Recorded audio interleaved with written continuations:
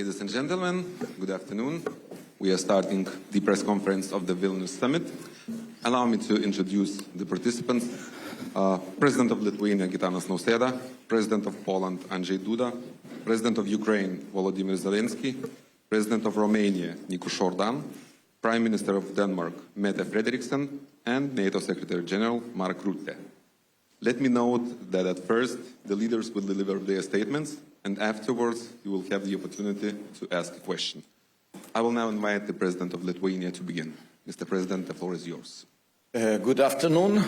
The Vilnius Summit of the Bucharest 9 and Nordic countries has concluded.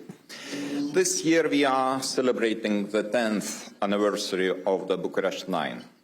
Over time, it has brought region's countries closer together. And I am sincerely grateful to Poland and Romania for this initiative. Today's meeting, with the participation of our Nordic allies and Ukraine, highlights the growing pressure on NATO's eastern and northeast flanks and our collective efforts to address them. Given the full complexity of the present situation, I am particularly glad to welcome here in Vilnius the NATO Secretary General Mr Rutte and the President of Ukraine, Volodymyr Zelenskyy. In the face of the Russian threat, we must unify our efforts across the High North, the Baltic Sea and the Black Sea. Also today, during the first session, we discussed extensively the preparation for the upcoming NATO Summit. Our meeting in The Hague will present a great opportunity to continue building a stronger and better prepared alliance along the lines set in Madrid, Vilnius and Washington. At the Hague Summit, we expect a message of transatlantic unity, reaffirmed commitment to collective defense, and readiness to defend the allied territory. We also believe that allies will be ready to substantially increase defense investment. As we are moving towards reaching at least 5% of GDP on defense and defense-related investments, we expect the whole alliance to follow suit. Lithuania will be spending 4% of GDP on defense this year and more than 5% from the next year to 2030. Additional funds will be needed for a national heavy division, as well as for the German brigade's infrastructure, and for the host nation support to allied troops stationed in Lithuania. The Hague Summit must also send a clear message that NATO stands with Ukraine. We must show that NATO stands with Ukraine through continuous support to its armed forces and Ukraine's Euro-Atlantic aspirations. In the coming months, one crucial objective will be to substantially increase military support to Ukraine, to ensure deterrence on the ground and to prepare conditions for the future negotiations on peace.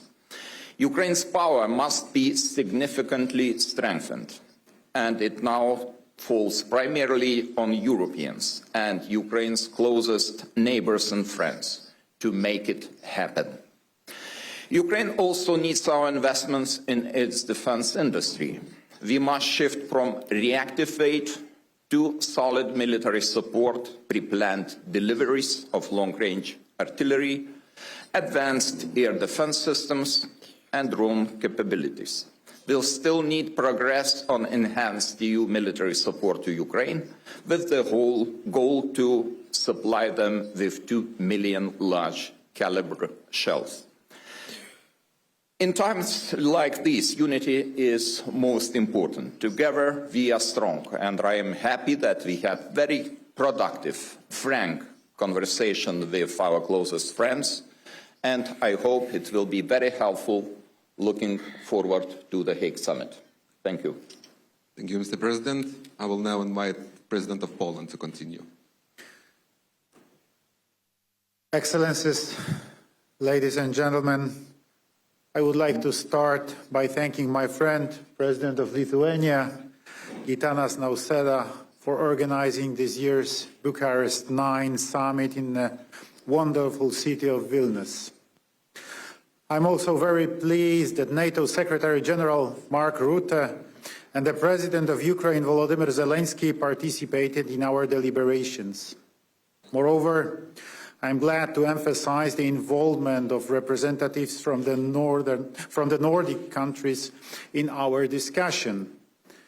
This is indeed an important step towards building an integrated northeastern NATO security space. The upcoming NATO summit in The Hague will take place in only 3 weeks, so this is an excellent moment to discuss our expectations ahead of this very important gathering. Ladies and gentlemen, we all know too well that we are facing critical threats and challenges from Russia. In response, we have to make NATO stronger, but also fairer. Having in mind Russian full-scale invasion of Ukraine and its aggressive attitudes towards the West, you must do everything to develop appropriate instruments that will deter the Kremlin's neo-imperial ambitions, especially here on the eastern flank. That is why our talks focused primarily on the urgent need to increase defense spending and on developing the production capabilities of national defense industries. I would like to recall, even before last year's NATO summit in Washington, I proposed to raise the defense spending by NATO members to the minimum level of 3% of their GDP. 3 months ago, I submitted to Secretary General Mr Rutte a request to raise this issue in The Hague. And today, I'm glad to see that we all agree on that and that our ambitions are even higher, up to 5% of GDP on defense. We hope that the allies will follow into our footsteps. Another key element of our discussions was strengthening the transatlantic relations and the strategic alliance with the USA. Among our partners in the region, there is a widespread understanding that Europe must take greater responsibility for its own security. But it is critically important to do it not by following mirages of European autonomy, but in close cooperation with the United States. We also had an opportunity to exchange information with President of Ukraine, Volodymyr Zelenskyy. During our conversation, we addressed very important issues regarding further support for Ukraine in its fight against Russia. Continuing our assistance to Ukraine in various domains, military, political, and humanitarian, is critical to security in Europe and is Ukraine's integrations with Europe and Euro-Atlantic structures, including NATO. Ladies and gentlemen, for me, today's meeting had a special significance, and it was my last opportunity to speak at this forum as President of the Republic of Poland.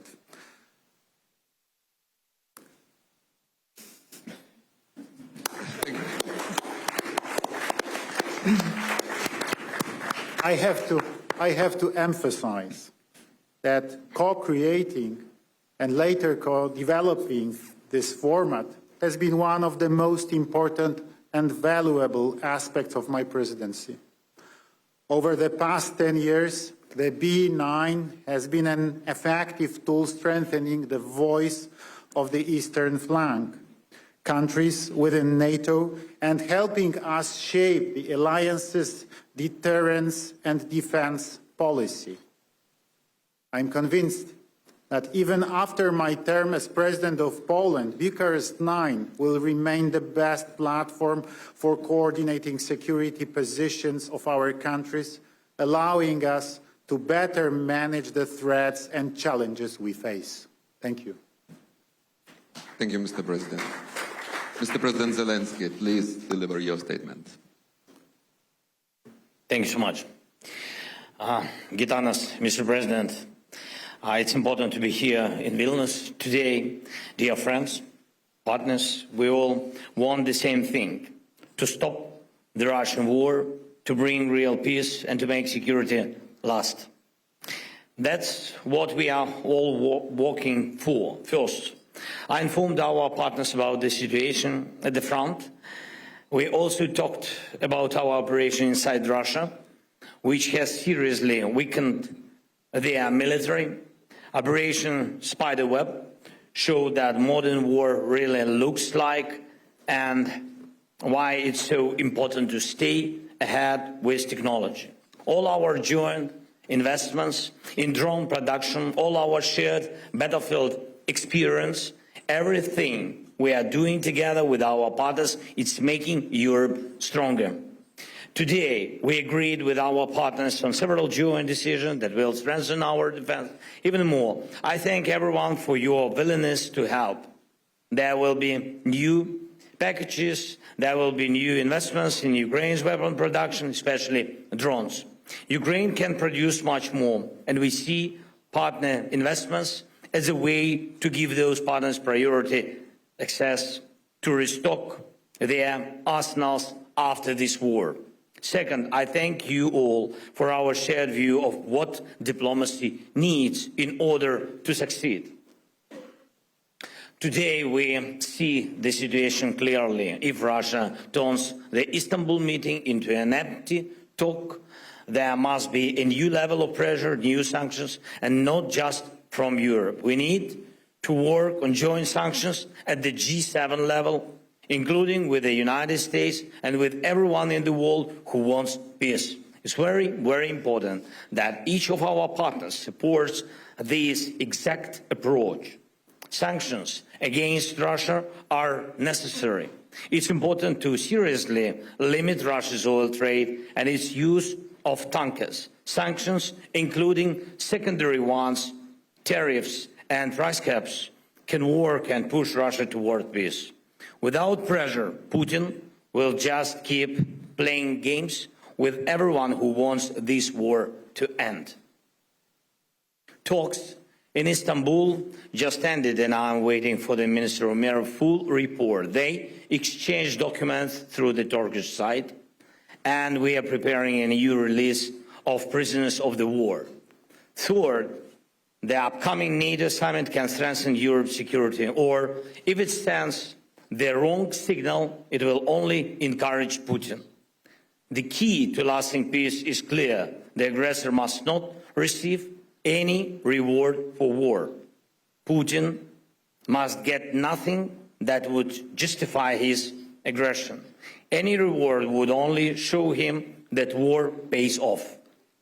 Geopolitical gains are just as important to Russia as money or territory. If Putin is allowed to decide who joins NATO, where NATO infrastructure can or can't be, then Russia's appetite for war will only grow. Our shared goal is the opposite: to completely end Russia's hunger for aggression. Ukraine is doing its part, and I am grateful to all partners who are doing theirs. And we must act as one united Euro-Atlantic community. The NATO summit in June is the right place and the right time to send a clear message. Russia will not get anything from this war. Strong decisions are needed. Decisions for Europe, not for Putin. We all need to work together to make this really happen, and it's doable. Thank you, everyone who helped us. Thank you so much. Thank you, Mr. Zelenskyy, President of Romania. The floor is yours now. For me, it's the first opportunity to participate as a president, and I've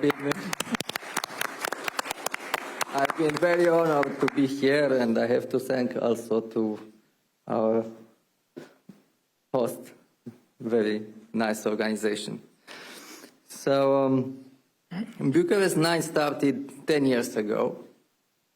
It was just after Russia attacked Crimea, and at that moment it was a potential threat of Russia against European nations. And it was a proposal in order that the countries on the eastern border or eastern flank of NATO have a common voice. Now that potential threat became real, we have a war in Ukraine for more than 3 years, and all our countries faced a set of hybrid actions. So it's reality, and for us, members of Bucharest 9, and also for our Nordic allies, we have the same concerns.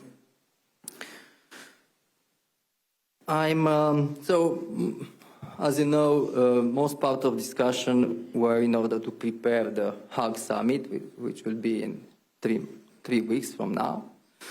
And I'm very pleased that most of our participants agreed on very important things, like we need a stronger NATO, we need a stronger transatlantic connection, we have to not only to increase our expenses in defense, but also being able to produce military equipment in order to protect ourselves. And also that, as I said, the threat is not only classical military, but it's, we have very important hybrid actions against our countries. I'm also very pleased that all the participants agreed that we have to continue to support Ukraine.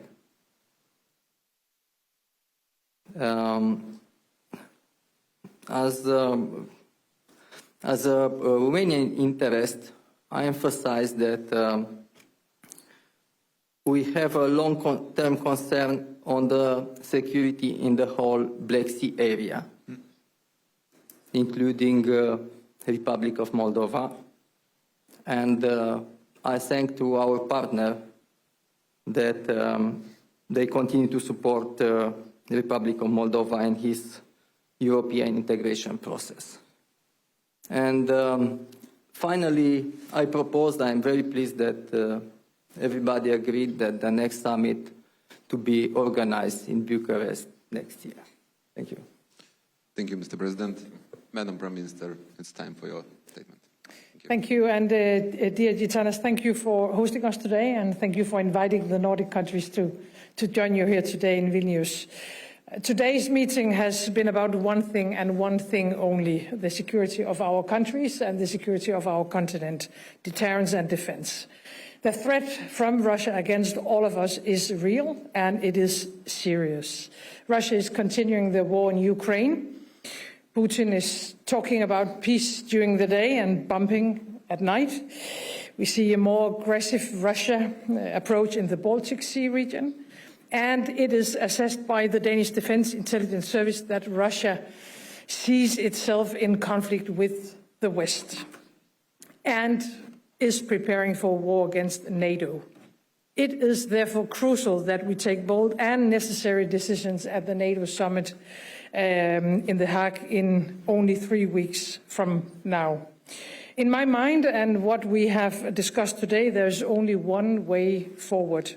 We need to invest massively in our collective security, all of us, and we need to do it fast. NATO is by far the strongest military alliance in history. And so our starting point must be to focus on what is needed to continue to be so, to secure deterrence and our ability to defend ourselves. But I have to say that Russia is not deterred merely by us agreeing on a new defense spending target. We need to deliver actual capabilities, and we need to do it fast. We must make sure that NATO always has the full range of capability necessary to deter and to defend against any threat against our countries. And at the same time, we need to continue our strong and steadfast support for Ukraine's brave fight for freedom. Let me be very frank, we have to donate what is needed on the battlefield. We have to provide more financing for arms production directly going into Ukraine. We already have a mechanism that works. And I think we have to implement stronger sanctions against Russia. It goes for the Shadow Fleet. Recently, we listed almost 200 additional vessels from the Russian Shadow Fleet, but more have to come against the Shadow Fleet, against Russian banks, financial sector. And I think we have to end any remaining dependency on Russian energy, including oil, gas, and nuclear energy. And to add one more thing, lower the oil cap. I think all that on the table would put the necessary pressure on Russia to get to the table and actually negotiate on peace. And why is that? Because Ukraine deserves peace. But the peace must be comprehensive, it must be just, and it must be lasting. And it has to respect the sovereignty and territorial integrity of Ukraine. I'm sorry to say, I think until now we haven't seen any signs that Russia is willing to actually commit to any of that. So our key task at the moment has to be to put Ukraine in the strongest possible situation and position on the battlefield and or at the negotiation table. Europe, of course, needs a strong and an independent Ukraine. I believe that once again the coming month will be paramount, and we haven't got much time, and therefore we need commitment to take the right decisions on behalf of all Europeans now. Thank you. Thank you so much. Mr. Secretary General, the floor is yours. Thank you, President Nausėda, dear Gitanas. Thank you for hosting the B9 Nordic Summit here in Vilnius. It is a pleasure, always a pleasure to be back here in Lithuania. Lithuania is a staunch ally and continues to lead by example. You invest more than 4% of GDP in defense this year, and I welcome your plans to spend between 5 and 6% starting from next year. I think this sends an incredibly powerful message of commitment to our collective defense. And it also sets an example for our other allies. On this stage and in our meetings today, it is clear that the commitment to collective defense is strong. We have had a productive day of meetings as we continue to prepare for the summit in The Hague. We are facing the most dangerous security environment in decades. Russia's war of aggression continues, terrorist threats persist. We are not at war, but we are not at peace either. So we must continue to strengthen our deterrence and defense. And that means pivoting towards a full war-fighting readiness, providing significantly more forces that are well-trained, well-equipped, and supported with logistics, sustainment, and ammunition. We continue to count on the B9 and our Nordic allies to play a key role in these important efforts. At the Hague Summit, I expect allies to demonstrate their enduring commitment to our collective defense by deciding to boost defense industrial production and increase defense investment. And this is simply essential to our security.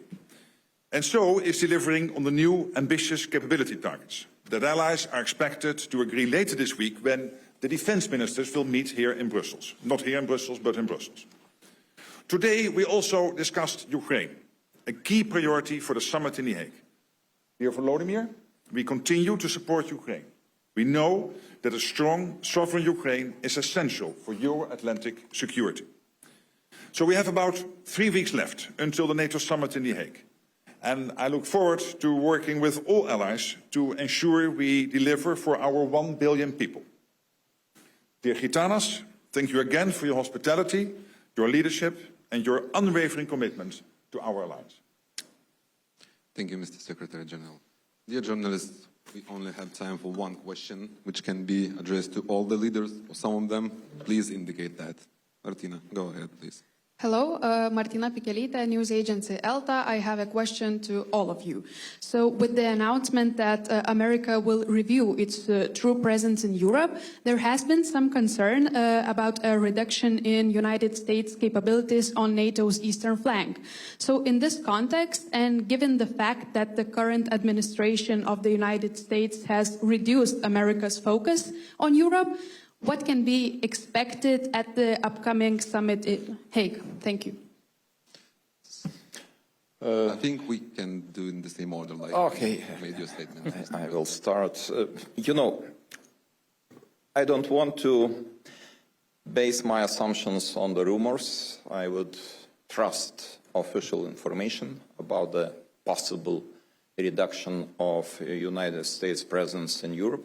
So far, we have 1,000 US soldiers standing shoulder to shoulder with the soldiers of Germany, Norway, and other EFP countries. And we are ready to provide all necessary conditions even to increase this number, if there would be political will from the new American administration. So far, we are working on a broad range of activities, and I would like to remind you, last week, 100 meters from here, in the Cathedral Square, the Chancellor Friedrich Merz inaugurated the German brigade. Full-scale brigade will be deployed in Lithuania until 2027. And we are progressing on the all necessary infrastructure for German soldiers, the soldiers here. And those are my assumptions right now. So we are highly interested that United States focus on Europe remains, because this is very important element of our collective security. And I hope that the Hague Summit will bring very positive news to this field. Thank you. Mr. President Duda, what would be your answer to the question? I can only answer that I had a few opportunities to talk with President Trump during last 6-7 months. I talked also with his secretaries, especially with Secretary Hague.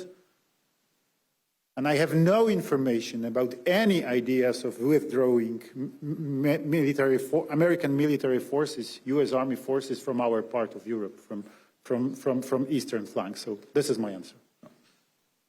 President Zelenskyy, can you please give your views, or you can just... He refers to me now. No, but then maybe we should... About can NATO, switch it's as you important wish. to hear from you. Okay, no, but let me be very straightforward here. Since January, I get 2 questions from European allies. Question 1 is the US still committed to NATO? The answer is yes. Committed to NATO, committed to Article 5, and this has been many times repeated by President Trump in many meetings. So my only suggestion to many European colleagues is put on your television so that you can hear him say this. Don't ask me, he's very clear about this. But there is an expectation. The expectation is that we are going to spend more, because we need to spend more for our defense. But also it is because it is fair to equalize our spending with the spending the US is doing currently. Second question, but then they will stay, Mark, but they might withdraw their troops all of a sudden. And exactly as President Duda is saying, there's absolutely no indication of this. What we know is that the US, next to Europe, of course, also has to take care of the Middle East, has to take care of the Indo-Pacific, and it is only logical that over time, as we are building up, that the US will pivot somewhat more towards Asia. But I am absolutely convinced that also in the long term, there will be a very strong conventional US presence in Europe, next to the nuclear presence, the nuclear umbrella, our ultimate guarantor of our freedom. There will be a very strong conventional presence of the US in Europe. There's no doubt about it. Now, basically referring back to what 2 other speakers have been saying. Thank you. President Zelenskyy? I agree with Mark. Good answer.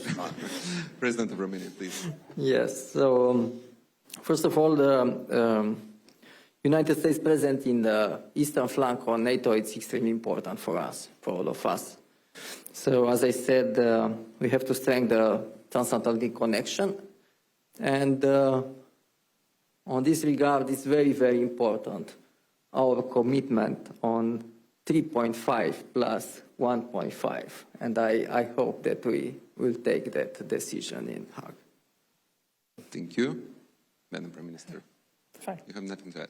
All right, so I would like to thank all the leaders. I would like to thank all the journalists. Thank you so much. Our press conference is over. Thank you. Thank you. Thank you. Thank you, dear friends.